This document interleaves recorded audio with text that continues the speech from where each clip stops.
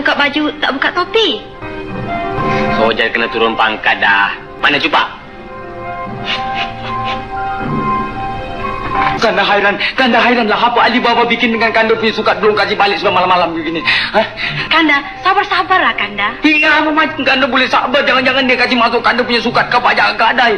Alamak, malam-malam mana ada pajak gadai? Iya tak iya pula, malam-malam mana pula ada pajak gadai. Tapi apa dibikin dengan Kanda punya sukat? Apa yang disukat?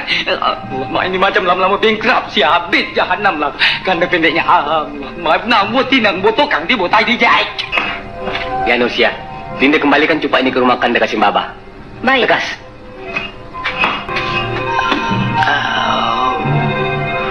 Alamak, perempuan ni tak mau tutup pintu lagi. Wah, saya sudah jadi orang kaya. Saya mesti tukar saya dari jalan. Ini macam jalan.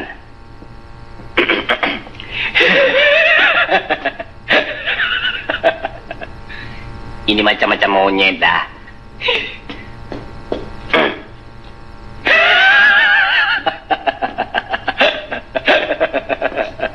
Ini pun tak boleh dah.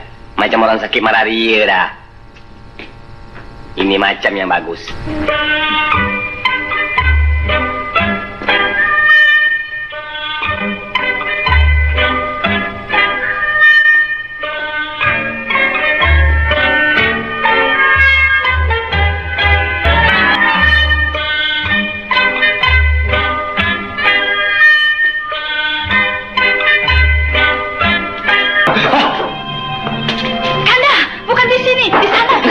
Di sini. Alamak, di sana, Kanda.